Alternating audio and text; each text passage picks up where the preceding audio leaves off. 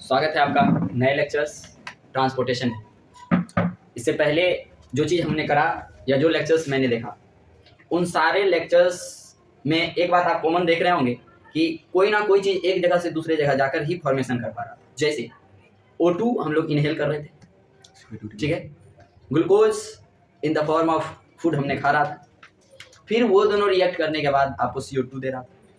तो इस तरह से आप क्या देखें कि जो भोजन आप खाएं वो भी आपके ब्लड में जाकर कहीं ना कहीं मिक्स हुआ, जो इनहेल किए वो भी जाकर कहीं ना कहीं आपके ब्लड में मिक्स हुआ, वो सेल के पास गया, सेल में जाकर किसी चीज का फॉर्मेशन हुआ।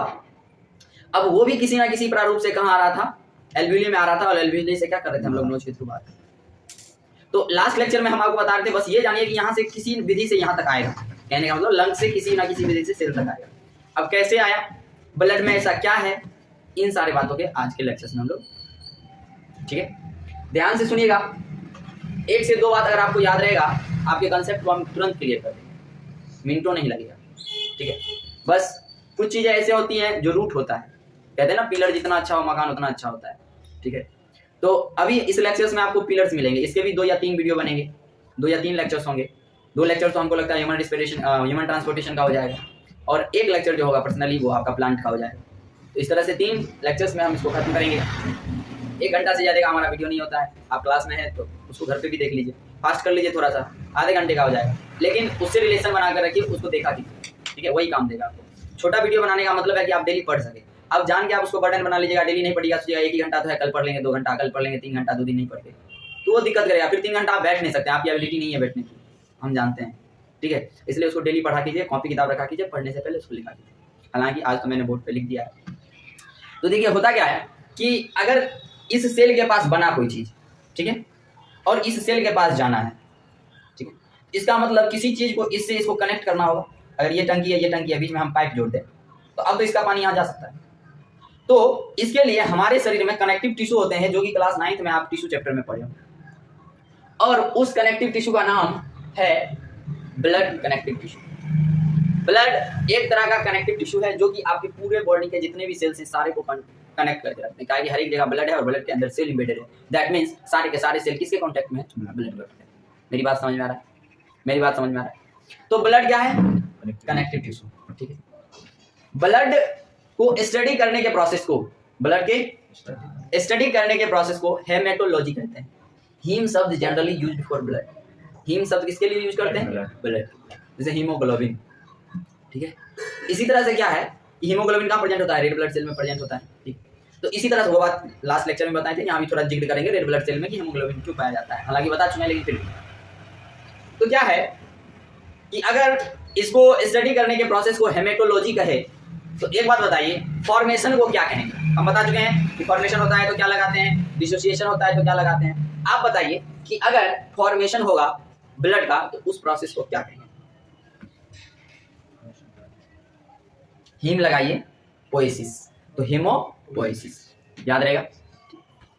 Haematology means it is the process of study of blood, and haematopoiesis is the process of formation of blood. इतना बात समझने में कोई दिक्कत ना।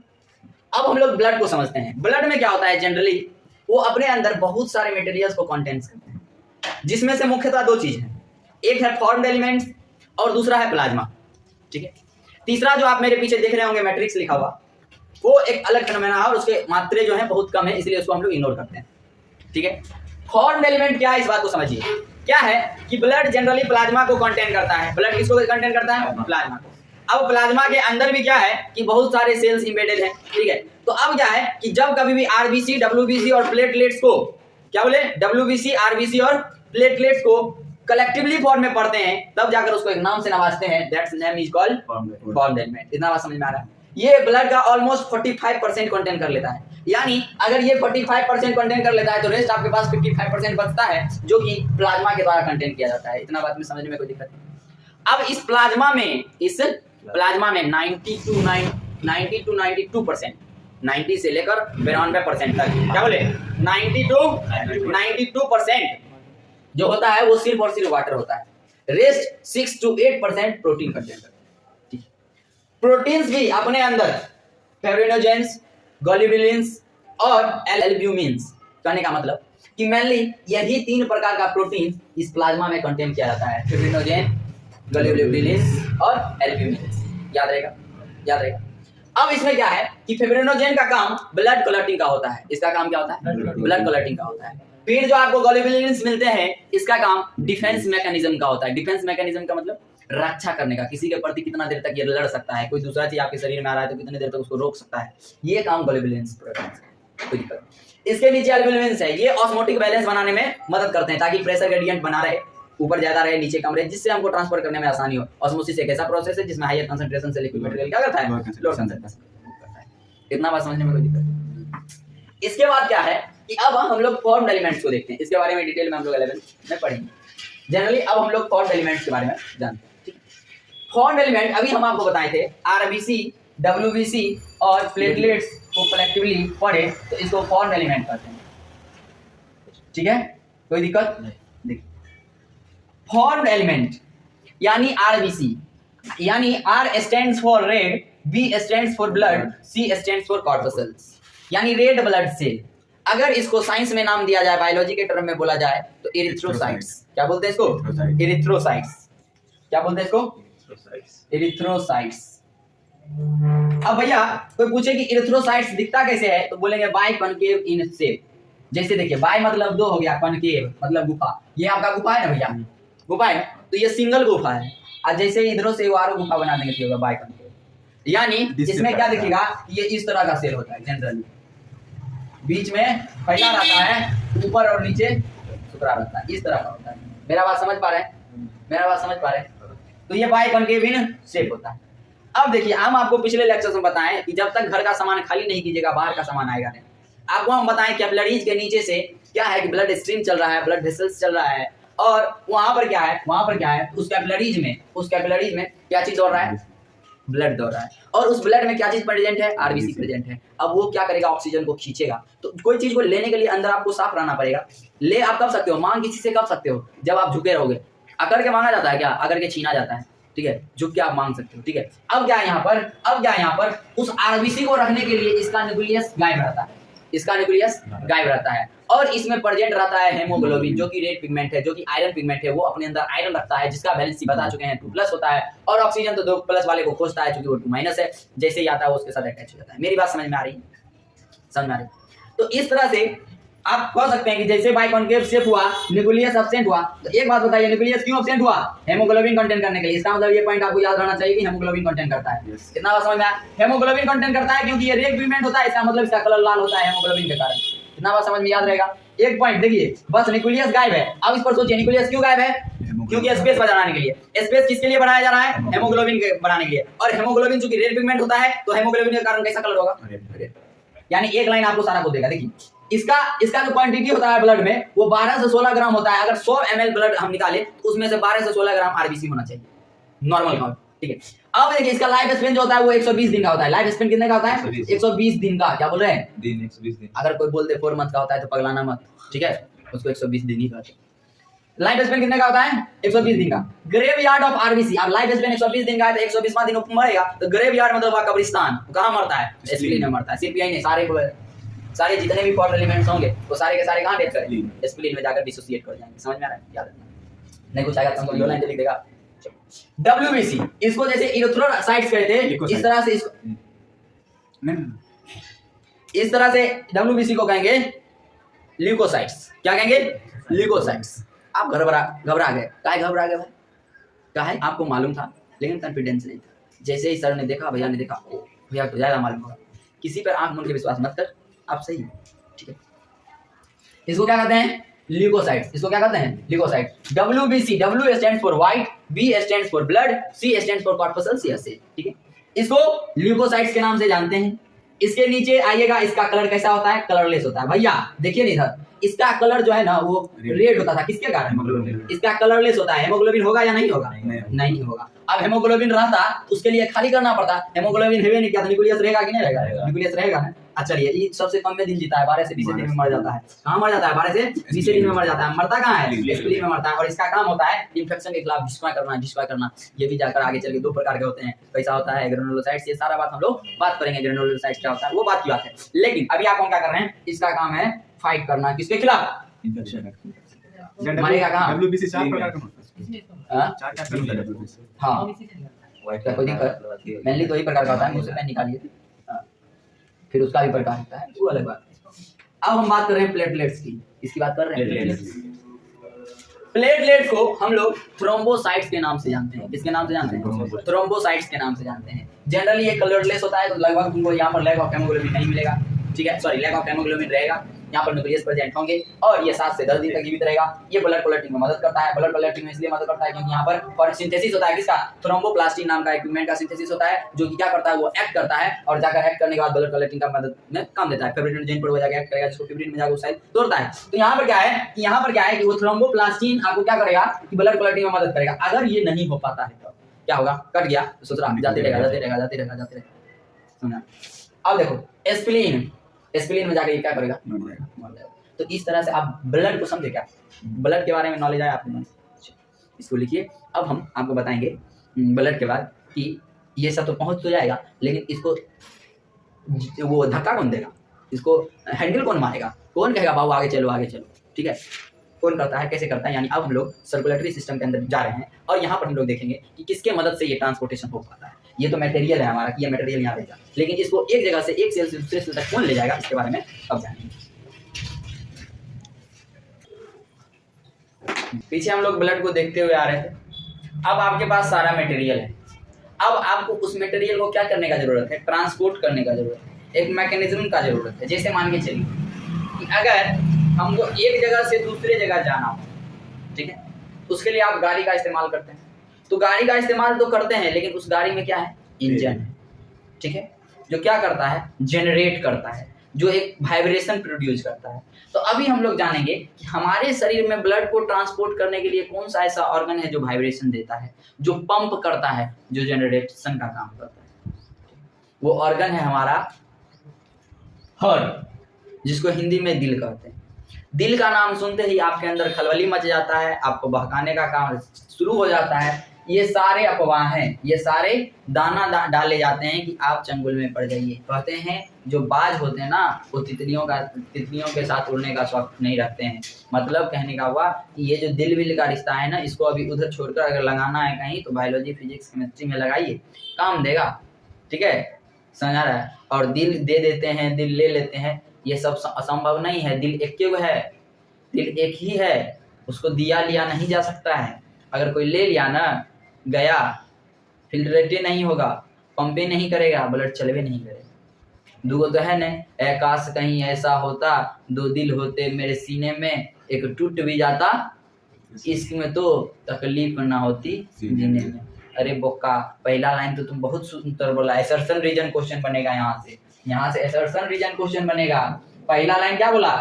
काश कहीं ऐसा होता, 2 दिल होते सीने में, यानी ये भी कहना चाह रहा है कि 2 दिल नहीं है। लेकिन दूसरा लाइन क्या बोला? एक टूट भी जाता इश्क में तो। ससुरा ये गलत बोल दिया। ये लाइन काहे गलत बोल दिया? काहे कि इसमें क्या नहीं होता है? बोन्स नहीं होता है। This is a muscular organ, यहाँ मसल्स प्रेजेंट होते हैं, तो टूटने का सवाल होता ही नहीं है, टूटने का सवाल होता ही नहीं है। इसके कारण क्या हो गया? Statement 1 is correct but statement 2 is ऐसा क्वेश्चन आता है, ठीक है। चल हम क्या समझाने की कोशिश कर रहे हैं, तो हार्ट का काम आप समझ रहे हैं। आपको माया है, मोह है, उस सब में भड़काया जाता है, ठीक है, समझ में आ रहा है। दिल को किस काम के लिए रखा गया है, इस बात को भी समझेंगे। इसमें आलतू फालतू चीजों को नहीं रखा जाता है। हम तुमको दिल में बसाए हुए हैं, बे दिल में बसा ही नहीं सकते हो, वो तो अपने फिस्ट के आकार का होता है। सब कुछ सफेद के तुम फिस्ट में रख लेगा, एगो रहे तब ना तुम दिल में बसाओ। चलो एगो को मान लिया मचोड़ चोड़ के रख लेगा, है वो लोग का आदत होता है, तो कैसे भी मोचड़ा चोचरा के रखा जाए। लेकिन 6 7 को कैसे रखेगा? हेमा, प्रीति, ऐश्वर्या, ये वो, हम किसी को नहीं बोल रहे। हम कहने का मतलब आपको समझा रहे हैं कि हार्ट का ये सब कोई काम नहीं, वो इधर का काम है जब हम लोग कंट्रोल कोऑर्डिनेशन पढ़ेंगे तो उसको समझेंगे। मेरा मकसद आपको बताना है, उन सारी चीज़ों से निकलिए, हार्ट को समझिए। हार्ट एक्चुअली थोरैकिक कैविटी में प्रेजेंट होता है, दोनों लंग्स के बीच में प्रेजेंट होता है और वो सेंटर में रहता है। लेकिन होता क्या है, उसका एंड थोड़ा टिल्ट होता है, जो लेफ्ट के साइड मुड़ा रहता है, इसलिए आपको लगता है कि हमारा हार्ट लेफ्ट में और एपियर होते रहता है। इसका वजन लगभग 250 से 300 के ग्राम के बीच में होता है। ये डिपेंड करता है कि आप किस अवस्था में हैं, आप मेल हैं या फीमेल हैं, इस पर डिपेंड करता है। अब देखिए, इसके अध्ययन को हम लोग कार्डियोलॉजी कहते हैं, और जो अध्ययन करता है उसको हम लोग कार्डियोलॉजिस्ट कहते हैं। इसको क्या कहते हैं? ओए समझिए मेरे बात को, ये क्या है? हार्ट। अब देखिए, हार्ट को जो कवर करके रखता है उसको क्या कहते हैं? पेरिकार्डियम। हालांकि इसमें जितने भी चीज आएंगे वो कार्डियम से ही रिलेटेड होंगे। जैसे मान के चलिए कोई पूछ दे किस मसल से बना रहता है, तो बोलेंगे कार्डियक मसल से बना रहता है। समझा रहा? तो होता क्या है, मेरी बात को समझिए। ये हार्ट पेरिकार्डियम से कवर होते हैं। पेरी मतलब हो गया सबसे ऊपर वाला, ठीक है? तो पेरिकार्डियम, कोई पूछेगा हार्ट किस लेयर से कवर होते हैं, तो क्या बोलेंगे उसको? पेरिकार्डियम से। अब समझिए, हार्ट जनरली एक सेप्टम से सेपरेट होते हैं। एक सेप्टम से क्या होते हैं? सेपरेट होते हैं। ये सेप्टम है। ये क्या है? मार्कर किधर गया? ब्लू वाला। हाँ, ये क्या है? सेप्टम है। तो है देखिए, SEP सेप, ARAT लगा दीजिएगा तो सेपरेट हो जाएगा। SEPTUM लगा दीजिएगा, क्या हो जाएगा? सेप्टम हो जाएगा। क्या हो जाएगा? सेप्टम। तो कोई पूछे सेप्टम का काम क्या है, तो आप बोलिएगा हार्ट को जो दो भाग में सेपरेट करता हो, दो डिवीजन में सेपरेट करता हो, दो चैम्बर में सेपरेट करता हो, उसको हम लोग क्या कहते हैं? सेप्टम कहते हैं। कितना बात समझने में कोई दिक्कत नहीं? अब समझिए, अब उनको कहना है कि ह्यूमन हार्ट चूंकि 4 चैम्बर होता है और आप कह रहे हैं कि ये सेप्टम 2 ही चैम्बर में डिवाइड कर रहा है, तो अब बताइए कि 4 चैम्बर में ये कहां से डिवीजन होगा? तो अभी उनको समझाइएगा, सर ये सेप्टम इसको लेफ्ट और राइट में बांटा है। किसमें बांटा है? लेफ्ट और राइट में बांटा है। किसमें बांटा है?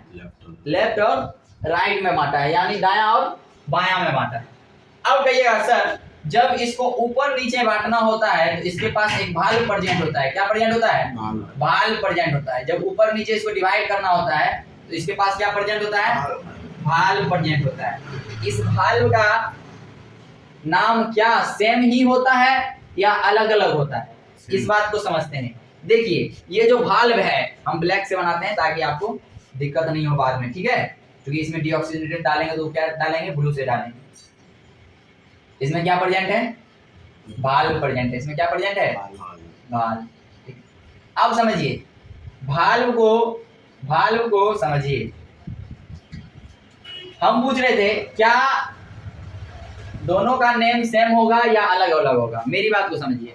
इससे पहले हम आपको बता दें कि अभी जो जितना भाल्व हम लोग पढ़ेंगे उतना ही भाल्व इसमें नहीं होता है। 10th में आपको 2 ही भाल्व दिया गया है, वो भी भाल्व का नाम अलग अलग नहीं बताया है, बस वो आपको बता दिया है कि दोनों चेंबर में भाल्व लगा हुआ रहता है। मेरी बात समझ पा रहे हैं क्या?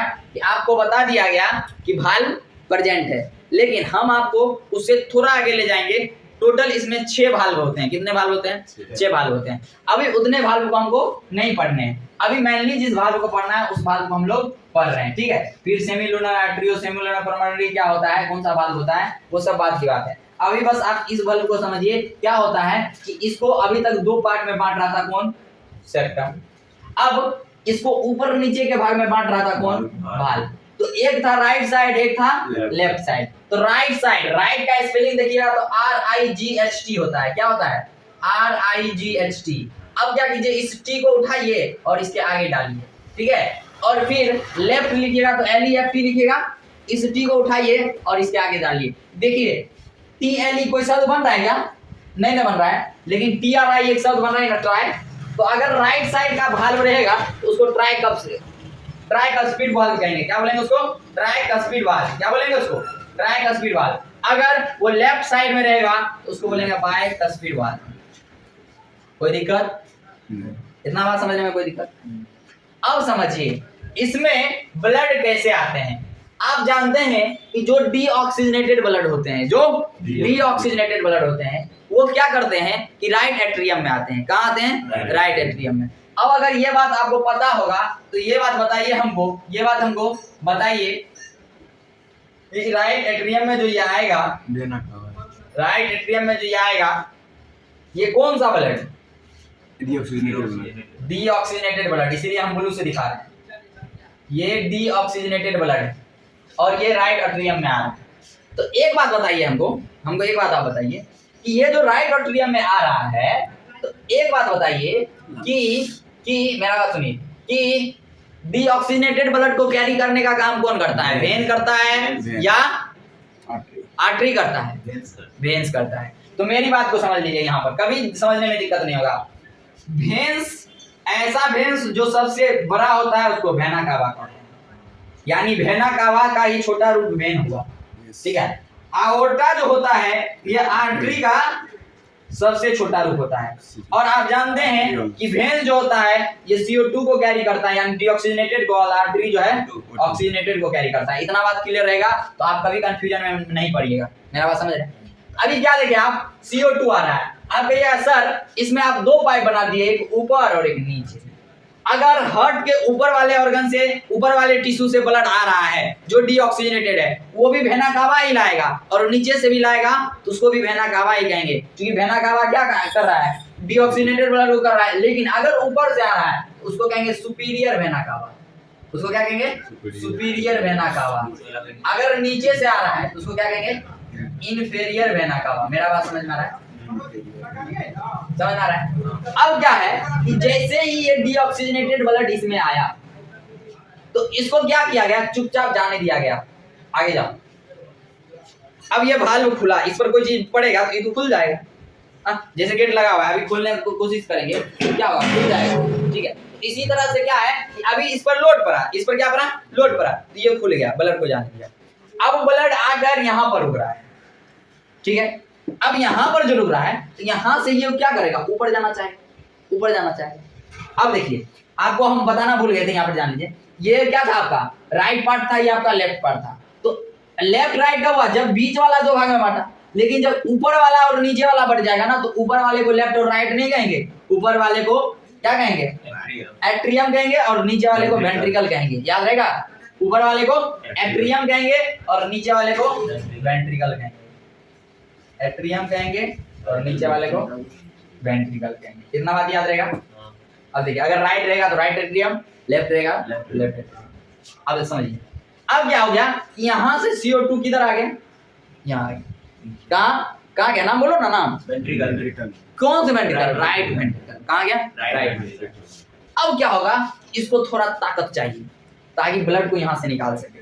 और आप देखिएगा कि एट्रियम और वेंट्रिकल को जोड़ने का एक ही रास्ता था जो कि अब बंद हो चुका है। अब बल्ब इसको पीछे नहीं जाने देगा। बल्ब का काम यही है कि वो ब्लड को एक यूनि डायरेक्शनल में क्या करवाए? फ्लो करवाए, और उसको ऊपर जाने नहीं दे, बैक फ्लो से उसको रोकता रहे। अब एक बात बताइए कि अगर ये इससे नहीं जाने देगा, इसका मतलब यहाँ से कोई पाइप निकलेगा तब ये नहीं बाहर जाएगा। समझ आ रहा है?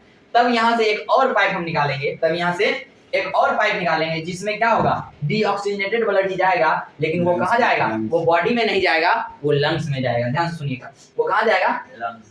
लंग्स में। अगर कोई आपसे पूछे, हम क्या बोल रहे हैं? अगर कोई आपसे पूछे ज्यादा पावर किसके पास होता है, एट्रियम के पास या वेंट्रिकल के पास, आप क्या कहिएगा? वेंट्रिकल के पास। क्यों?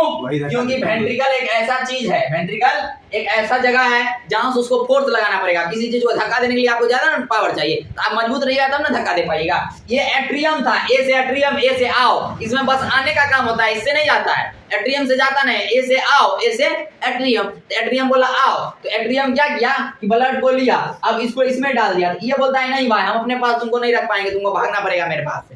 तो ये क्या किया? इसको भगाया। क्या किया? इसको भगाया। तो उसको भगाने के लिए फोर्स चाहिए ना, ठीक है। तो वो फोर्स यहाँ से क्या किया? इसको लगाया, और ये इधर से गया और ये कहाँ चला गया? लंग्स में चला गया।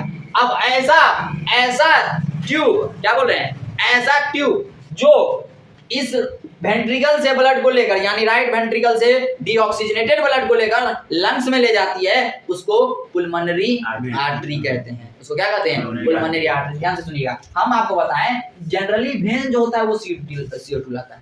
तो एक बात बताते हैं, वेन्स उसको कहते हैं जो पूरे बॉडी से लाकर आपके हार्ट में डालता है। मेरा बात समझ रहे हैं? हार्ट से ले जाने वाला ऊपर और लंग्स में उसको वेन कहते नहीं है, लेकिन इसको क्या किया है, थोड़ा कंट्रास्ट बना दिया है, थोड़ा अपोजिट कर दिया है। बॉडी से लाने वाला वेन, CO2 को बॉडी से लाने वाला वेन, अगर यहाँ हार्ट से ले जाएगा लंग्स में तब वो हो जाएगा आर्टरी, समझ में आएगा। अगर ऑक्सीजनेटेड को लाने वाला आर्टरी हार्ट में तो हार्ट से ले जाने वाला वेन, समझ में आ रहा है बात, ये बात याद रहेगा यहाँ पर नंबर। अब समझो यहाँ से क्या हो रहा है, यहाँ से क्या हो रहा है, यहाँ से क्या हो रहा है, ये कहाँ जा रहा है, लंग्स में, ये कहाँ जा रहा है, लंग्स में, याद रहेगा। अब ये लंग्स में जा रहा है तो इसको कहते हैं पुल्मोनरी, इसको क्या कहते हैं, पुल्मोनरी, इसको क्या कहते हैं, पुल्मोनरी। मान लो ये लंग्स है, ठीक है, इस लंग्स में ये जा रहा है, इसको कहेंगे पल्मोनरी, क्या कहेंगे, पल्मोनरी आर्टरी, क्या कहेंगे, पल्मोनरी आर्टरी, ये अभी डीऑक्सीजनेटेड में जा रहा है, ठीक। अब लास्ट लेक्चर में हम आपको बताए थे कि कैसे यहाँ पर डिफ्यूजन का प्रोसेस होगा, या हेमोग्लोबिन जो बह रहा है उसके कैपिलरीज में वो कैसे खींच लेगा, समझ रहा है, किसको, ऑक्सीजन को, और ये जाकर अब ऑक्सीजनेटेड हो जाए होगा। अब जैसे ही ये ऑक्सीजनेटेड हो जाएगा, जैसे ये ऑक्सीजनेटेड हो जाएगा तो ये पहुंचेगा कहाँ, अब ऑक्सीजनेटेड हो गया, आप रेड से बनाए, अब ये पहुंचेगा कहाँ, अब ये लंग्स से पहुंचेगा कहाँ, कहाँ पहुंचेगा, अब एट्रियम में, कहाँ पहुंचेगा, लेफ्ट एट्रियम में, यानी ऑक्सीजनेटेड ब्लड कहाँ आते हैं, लेफ्ट।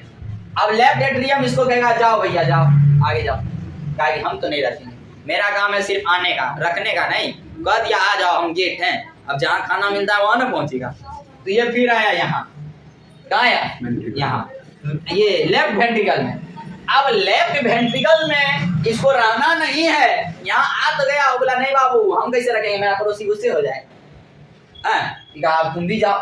तो यहाँ से फिर एक पाइप निकला, यहाँ से फिर एक पाइप निकला, और वो पाइप क्या किया, पूरे बॉडी में दौड़ा, वो पाइप क्या किया, पूरे बॉडी में दौड़ा। तो ये जो पूरे बॉडी में पाइप दौड़ा, इसी को नाम कहे हम लोग आओर्टा, इसको नाम क्या कहे, आओर्टा। लेकिन ये बताओ इसका नाम क्या होगा, जो लंग से लाएगा, इसका नाम हो जाएगा पल्मोनरी वेन, जबकि ये क्या है, ऑक्सीजनेटेड ब्लड को कैरी कर रहा है। एक्सेप्शन नहीं होता है, बार बार हम कोई पूछे तो बता देना, लेकिन उसको समझा देना बाद में कि भैया ये एक्सेप्शन नहीं होता है, ये वेन है ही नहीं, ये तो लंग से हार्ट में आ रहा है। हम क्या बोले, बॉडी से हार्ट तक के कनेक्शन को या तो वेन्स कहते हैं या आर्टरी कहते हैं। अगर ऑक्सीजनेटेड कर रहा है तो आर्टरी कहलाएगा, अगर डीऑक्सीजनेटेड कर रहा है तो वो वेन्स कहलाएगा। लेकिन अगर हार्ट से लंग्स का रास्ता है तो ध्यान से देखिए, दोनों का दोनों क्या है, पल्मोनरी है, दोनों का दोनों क्या है, पल्मोनरी है। तो अगर पल्मोनरी ट्यूब के मदद से क्या होता है, सर्कुलेशन होता है, क्या बोले, पल्मोनरी ट्यूब के मदद से अगर सर्कुलेशन होता है उसको कहते हैं पल्मोनरी सर्कुलेशन। उसको क्या कहते हैं, पल्मोनरी सर्कुलेशन। यानी सर्कुलेशन का दो पार्ट, एक बॉडी से हार्ट में लाना, एक हार्ट से लंग्स में जाना, लंग्स से हार्ट में आना, समझ में आ रहा है। तो लंग्स में हार्ट में जाना, सॉरी हार्ट से लंग्स में जाना और लंग्स से हार्ट में आ जाना, इतने दूर को कहते हैं पल्मोनरी सर्कुलेशन, समझ में आ रहा है। अब बॉडी से हार्ट में आना, बॉडी से हार्ट में आना और फिर हार्ट से बॉडी में जाना, इतना पार्ट छोड़ के, जैसे यहाँ आया तो ऊपर नहीं जाना है, हम क्या बोले, बॉडी से हार्ट में आना और फिर हार्ट से बॉडी में जाना, इस पूरे सर्कुलेशन को कहते हैं सिस्टमैटिक सर्कुलेशन। क्या कहते हैं, सिस्टमैटिक सर्कुलेशन। देखिए आपको नाम का भी कहीं पर कंफ्यूजन नहीं होगा किसको क्या कहते हैं, अब आपको समझ में आ गया। अब क्या होगा, अब क्या होगा, अब ये सब नाम मिटाएं क्या, नाम मिटाएं। अब थोड़ा समझिए, थोड़ा यहाँ समझिए, बस थोड़ा सा बात मेरा समझिए, थोड़ा सा, कितना सा बात हम बोले आपको, थोड़ा सा बात समझिएगा, थोड़ा सा। अब क्या होगा, जादू देखिए, अब क्या होगा, जादू देखिए। अब क्या होगा कि अब यही पाइप, ये लंग्स है, अब यही पाइप पूरे बॉडी में आपके दौड़ रहा था, ठीक है। अब यही हो गया वेन्स, ये क्या हो गया, वेन्स। अभी वेना क्या बता, अब ये आओर्टा था, ये आओर्टा, अब ये क्या बन जाएगा, आर्टरी बन जाएगा। अब ये क्या बन जाएगा, आर्टरी बन जाएगा। अब ये क्या बन जाएगा, आर्टरी बन जाएगा। अब ये क्या बन जाएगा, आर्टरी बन जाएगा, ठीक है। अब ये ऑक्सीजनेटेड को लेके जा रहा है, ठीक है, और ये डीऑक्सीजनेटेड को। तो इसमें एरो हम लोग ऊपर की तरफ बना दे, डीऑक्सीजनेटेड को, समझ में आ रहा बात, काहे कि ये तो कलेक्ट करके ले जा रहा है और ये हार्ट से लेके आ रहा है। तो अब नीचे क्या होगा, कहीं ना कहीं सेल होगा, क्या होगा, सेल होगा, जहाँ CO2 का प्रोडक्शन हो रहा होगा, कहीं ना कहीं क्या होगा, सेल होगा, यानी आपका ब्लड सेल्स होगा, यानी कह सकते हैं कि टिश्यू होगा, समझ में आ रहा है। अब ये पाइप आके यहाँ पर आप ऐड कर दीजिए, और इस पाइप को लाकर यहां पर जाकर ऐड कर दो। तो इधर से पाइप आया, इधर से ये शुरू हुआ।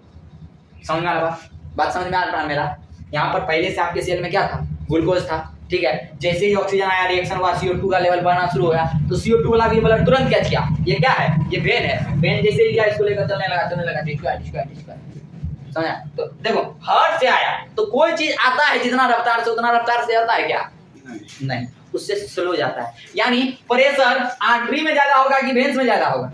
ए यार, ये तो जा रहा है वापस। जो आएगा उसमें हम कस के तुमको मारे, तुम वापस तुम हमको थोड़ा सा फिजिक्स का रूल हटा दो, इक्वल एंड अपोजिट वाला। हम एक्चुअल तुमको बात बताते हैं एक्चुअली में कि हमको उतना चोट लगेगा जितना तुमको मारे। एक्चुअली में ऐसा होता है क्या? नहीं होता। क्यों? अगर हम किसी को मारे, अगर उतना ही चोट हमको लगे तो हम मारेंगे किसी को? लगता है लेकिन थोड़ा कम लगता है। तो ठीक इसी तरह से ये फोर्स क्या हुआ, इधर से आया, अब यहाँ से रिटर्न आ जा रहा है। तो मान लो किसी दीवार में गेंद को कस के मारे तो उतने लाइन पर, स्ट्रेट लाइन पर वापस आएगा क्या? आएगा क्या? नहीं ना आएगा, धीरे आएगा। तो प्रेशर किस में ज्यादा, आर्टरी में ज्यादा कि वेन्स में ज्यादा? आर्टरी में क्या ज्यादा होता है? प्रेशर ज्यादा होता है। आर्टरी में क्या ज्यादा होता है? प्रेशर ज्यादा होता है। पूरे बॉडी में कैसे ब्लड दौड़ता है ये बात आप समझ पा रहे हैं? अब देखिए यहाँ CO2 बना, इसको लेकर ये क्या गया? हार्ट में गया, हार्ट से फिर लंग्स में गया, लंग्स से फिर हार्ट में आया, फिर हार्ट से बॉडी में आया, फिर ऐसे ही ये दौड़ते रहता है। लेकिन मेरी बात को समझिए, अभी ये जो आप देख रहे हैं वेन्स और कैपिलरी, वेन्स और आर्टरी, इसी को कहते हैं, क्या जानते हो? इसी को कहते हैं ब्लड वेसल्स। इसको क्या कहते हैं? Blood vessels. आपसे पूछ देगा कि आर्टरी और वेन्स में क्या अंतर है, तो पहला अंतर कि हार्ट से पूरे बॉडी में जो ले जाता है वो आर्टरी होता है। क्या बोले?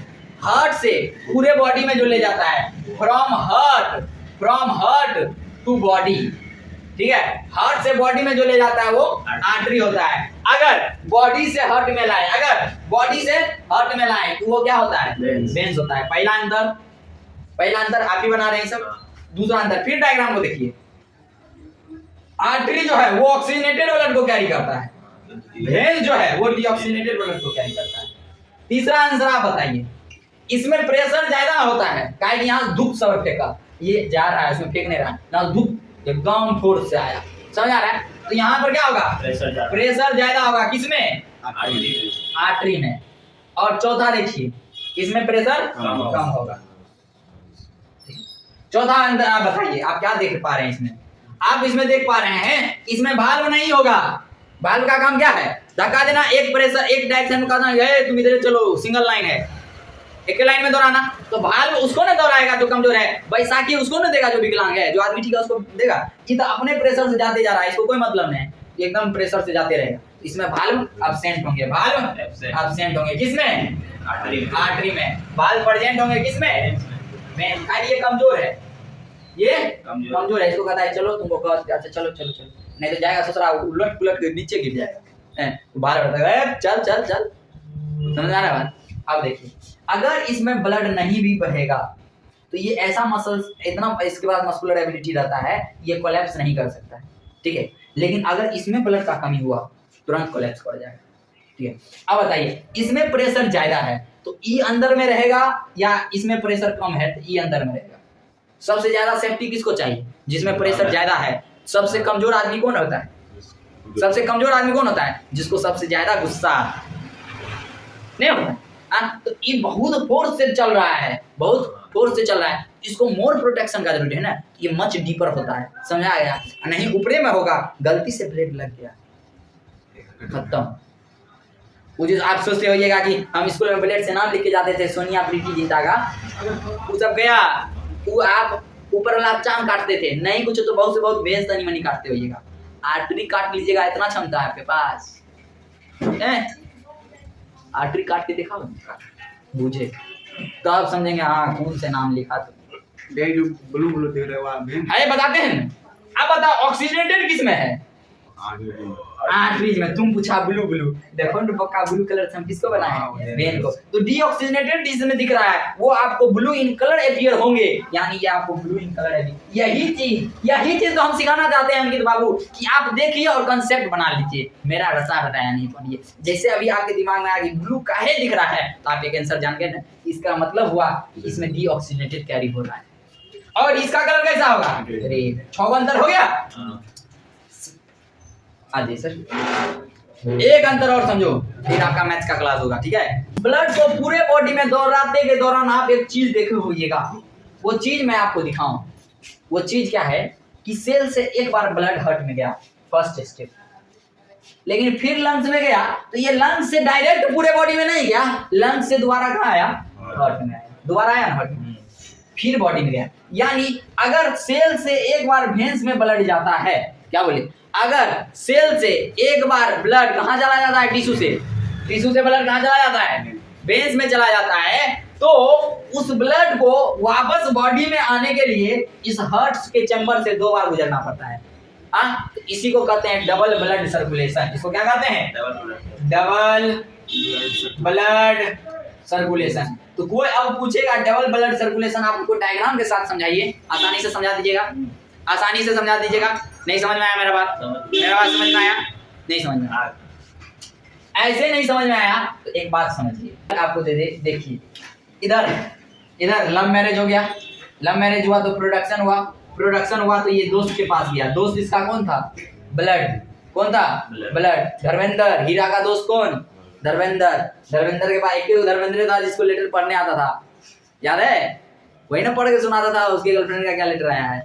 तो अब क्या है कि ये किधर गया? ब्लड के पास गया। ब्लड बोला कितना दिन मेरे पास? कितना दिन? चलो बाप के पास ले चलते हैं तुमको, देखते हैं कहीं बाप आश्रय दे दे तुमको। तो इस ब्लड को उठाया और ये लेके गया कहाँ? हार्ट में। हार्ट इसका घर था। हार्ट इसका क्या था? घर था। हार्ट इसका घर है और यहाँ वेंट्रिकल है, वी से वेंट्रिकल और वी से भानु प्रताप। यहाँ पर भानु प्रताप है, हीरा का बाप, हीरा ठाकुर का बाप भानु प्रताप ठाकुर। तो वी से वेंट्रिकल, वी से भानु प्रताप। ये माँ थी, माँ तो बोली आओ, लेकिन नीचे कौन बैठा हुआ है? भानु प्रताप। भानु प्रताप क्या बोलेगा इसको? नालायक क्या बोलेगा? तुम्हारे हिस्से की जमीन और जायदाद उठाओ, इसे निकाल दो यहाँ से। तुम हमारे खून का सबसे बदनाम खतरा हो, इस हवेली का सबसे बेकार हिस्सा, और उससे भी बेकार है ये लड़की जिसने तुम्हारा हाथ थामा है। दबाओ जाओ यहाँ से, इस घर में तुम्हारे लिए कोई जगह नहीं। तुम दोनों की अगर किसी ने सूरत भी देखी तो ये भानु प्रताप उसकी शक्ल नहीं देखेगा। तो अब ये यहाँ से निकलेगा और कहाँ जाएगा? लंग्स के पास। कहाँ जाएगा? लंग्स के पास। आपके तिरस्कार को आशीर्वाद समझकर चल रहा हूं। अब जब ये लंग्स में जाएगा, जब ये लंग्स में जाएगा, कहाँ जाएगा? लंग्स में जाएगा। तो लंग्स क्या होगा? लंग्स धर्मेंद्र का ना घर होगा, दोस्त का ना घर है। दोस्त उसको कहा यार तुम मेरे पास रहो। आओ, ये रहा मेरा ताजमहल। आज तक ये मेरा था, अब ये तुम्हारा हो गया। बोलता है क्या यार कैसे रहे तुम्हारे पास, हम तो खुद कर्जदार हैं। तो क्या हुआ? दोस्त ना रहा, ये वाला सिस्टम हमारे बीच क्यों? हम आपके दोस्त हैं, आइए मेरे पास आइए। लाया, यहाँ बैठाया, मेहनत करना शुरू किया। वो घटना घटा छिपकली वाला, वो बिजली वाला, कुछ याद आ रहा है? जब तक कि हम सक्सेस नहीं हो जाए तब तक कि हम नहीं हो सकते। मेरी बात समझ में आ रहा है? अब वो लालच से आया, अब उस लालच में मेहनत करना शुरू किया। कौन? हीरा। जो काम के लायक नहीं होता ना, उसे हम निकाल बाहर करते हैं। निकाल बाहर करते हैं? हाँ, कहने का मतलब यह है कि पूरी जिम्मेदारी जो है वो सब मेरे ऊपर है। पूरी जिम्मेदारी? हाँ। बड़ा कठिन काम होगा। नहीं, कठिन काम तो नहीं है, बड़ा आसान काम है। मालिक बैठ के करता है, मैं लेट के। हीरा ठाकुर कौन है? Deoxygenated blood. समझ में आ रहा है? समझ में आ रहा है? अब ये डीऑक्सीजनेटेड ब्लड यहाँ पर मेहनत करना शुरू किया और लाइक हो गया, यानी ऑक्सीजनेटेड हो गया। धीरे धीरे इसके बाबूजी का दिल पिघलने लगा। अब तो मेरा बेटा मेरे नाम पर हॉस्पिटल खोल दिया है।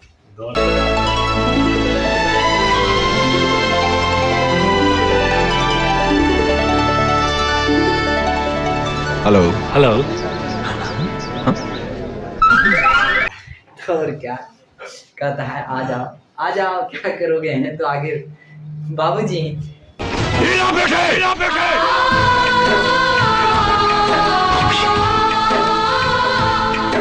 फिर से इसको लिया, फिर देखा कि घर में आ गया था, फिर मन भरने लगा, फिर धीरे धीरे घुसुकने लगा, घुसुक के फिर पहुंच जाता है ग्लूकोज के बाद, फिर प्रेम कहानी स्टार्ट होगा, फिर कार्बन डाइऑक्साइड बनेगा और फिर ही चलेगा। इसीलिए इतने बार सोनी मैक्स पर दिखाया जाएगा। मौत भी अगर हमारे बेटों को हाथ लगाएगी तो हम उसका गला काट देंगे। समझ में आ रहा बात। सोनी मैक्स पर बार बार दिखाने का मतलब कहानी अभी तक फिल्म का खत्म हो जाना वो इनकम्प्लीट है, वो बार बार दिखाना मतलब ये साइकिल बार बार बॉडी में चलते रहता है, अब सोनी मैक्स पर चलते रहता है, तब जाकर स्टोरी कंप्लीट होगा। मेरा बात समझ में आया? तो चलिए